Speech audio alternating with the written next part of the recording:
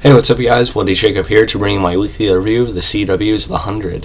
This week we've seen Season 3, Episode 8, which was called Terms and Conditions. And overall, a pretty decent episode, Every episode so far this season has been pretty good, if not, great or incredible to me. And, this episode, although not one of the best ones, still had some good points to it. It definitely moved along the issue or conflict at Arkadia.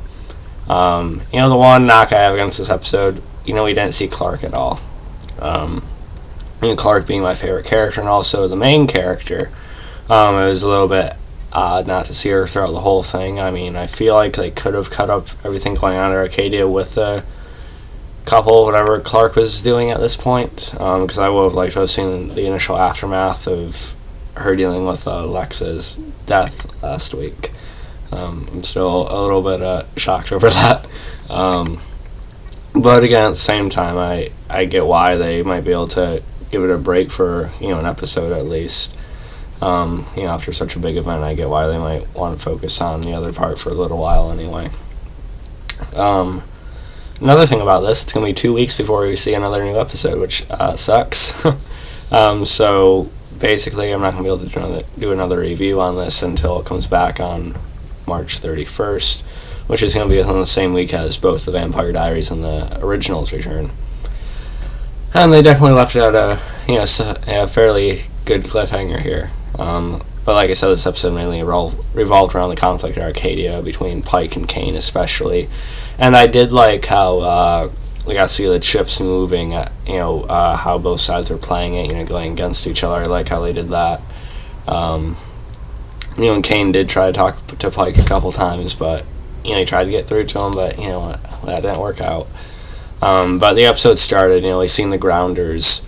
They approach Arkadia. They basically lay out, a few miles from here, you guys are surrounded. Basically, they're still executing what Lexa decided to do. Anyone that crosses the line is going to be killed. It's a kill order, of course. They demand Pike, and if they get Pike, they weren't going to do anything. But Bellamy basically ends up gunning both of the Grounders down. So, cool to see Bellamy show off some skills like that, but Bellamy seems to still be believing that, this is what's best for his people, is to, reinforce what Pike's trying to do. And we get more on that later. It sort of changes a little bit. We see gears just shift. But we'll get more into that in a few minutes. We also see Pike, he's putting spies around Arkadia, trying to see who Kane's talking to, trying to get an idea of how much influence he actually has. Well, he knows he has a lot of influence. Kane's been one of the main people in charge for how long, but, he's still trying to get a gauge of, who is exactly involved with them. And again, Kane tries to talk to him, but, they're just coming from such different perspectives, really. Like I said, I get where Pike and some other characters are coming from on his side of things in a way, but they just don't really know the Grounders' culture like Kane has experienced. He actually has a really fair stance on it, very unclouded look at it all. Because, he's been at there, certain, I don't know if I want to say rituals, or sort of, but also, just their meetings, and he's seen that they actually do stick to their word most of the time. And Pike says, "Oh yeah, you're really gonna believe that they would have spared us had I gone with them?" And I don't know, maybe they would have, or maybe they would have at least stopped at that point until they pulled some other shit.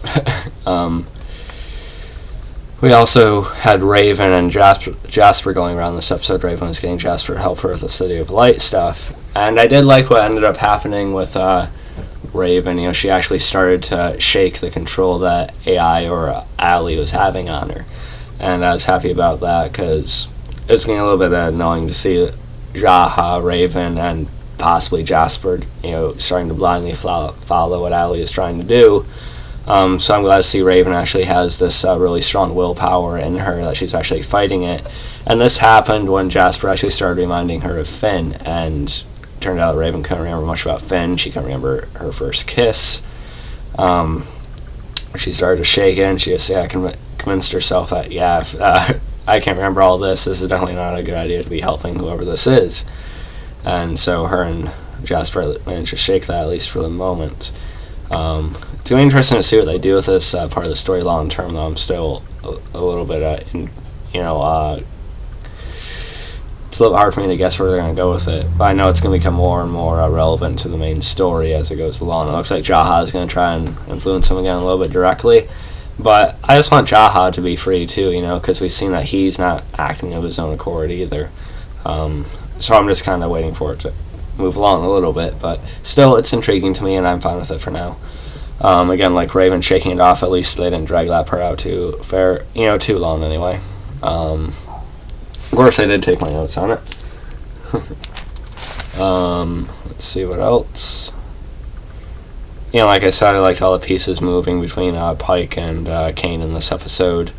We know that Pike plans to trap the grounders, or at least a section of that were surrounding him. He sets up a trap that would actually, where they'd actually be able to ambush the reinforcements and stuff like that. He thinks they have enough ammo.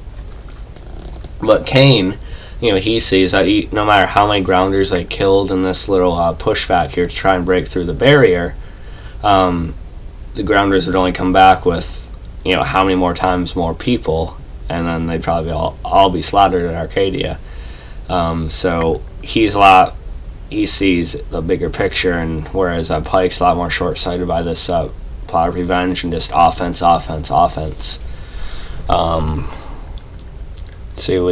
St. Clair, he is arrested. He's put into their jail there, but it was all to get a message to Link, and I thought that was pretty cool. Obviously, it was all set up by Kane, to try and, as he tries to move the pieces behind Pike, and he shows that he's still the much more clever mind when it comes to this stuff, I think, because he was able to outmaneuver Pike strategically here. Kane does try to talk to Bellamy again, but Bellamy sort of remains firm on aligning with Pike, believing that he is still doing what's best for his people, too. Give me a second, guys. I can't shut the door.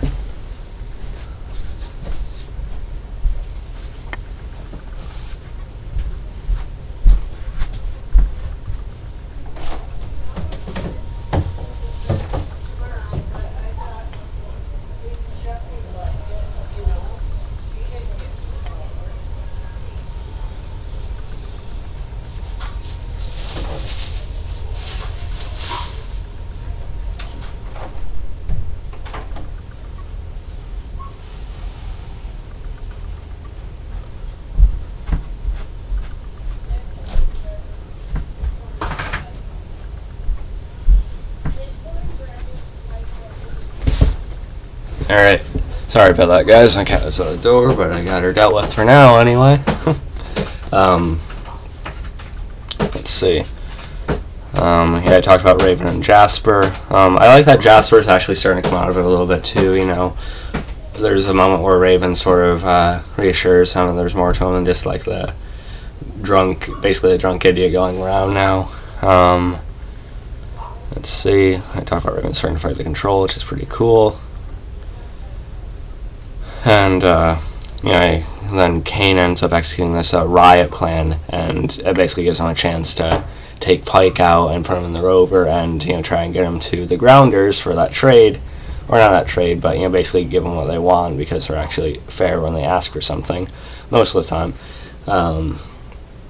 And Kane pretty much succeeds up until Bellamy is able to get in front of the rover in time, and Kane's not willing to just run him over, so he has to stop, and he's dragged out and stuff like that.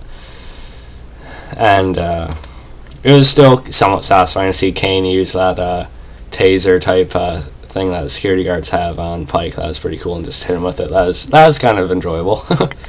And then we basically found out that Kane has been sentenced to die. And Bellamy finally starts to question Pike a little bit more again, basically saying you're going to execute Kane just to make an example to other people not to do this during a time of war. And yeah, so I think the way Bellamy is looking at Monty, and when Monty's mom was talking to both of them, I think Bellamy's, even from the previews, we see that Bellamy's going to try to come up with a plan to keep Kane, St. Clair, and the others alive. So I'm hoping Bellamy's mind's starting to shift a little bit again. I hope so. Yeah. And I did like, how Kane, spoke to Pike, still trying to get through to him, but we know Pike, Pike is a little bit frustrating. Basically, Kane was saying, basically just reminding him of who he was and how he never would have done this, or how he used to think a different way. He used to more so respect, what he was at one point. But, yeah. So, anyway, there's my review for this week's episode. Not much more to say about it. Pretty good episode overall. Not one of the best of the season, but not bad, not okay by any means either. It's still good. Just not one of my absolute favorites of the season, but still a good episode, that continues to build it. I did like all the stuff that went down with Arkadia. But I do wish it was St. Clarke, but, I get why there was a break given the huge event from last week. But yeah, I hope to see her when it comes back on the 31st, but damn, it's going to be a long wait. 2 weeks, man, without this. It sucks. But yeah, hope you guys enjoyed this video. Again, if there's anything I didn't talk about or didn't talk too much about, you can feel free to leave a comment below. I'd love to discuss more with you guys, because the 100, it's absolutely one of the best shows right now, in my opinion. Could very well be the best show right now, I think, actually. So yeah, follow me on Facebook, Movie Pilot, Twitter, and look for ransfolded.com. Catch you guys next time, and peace.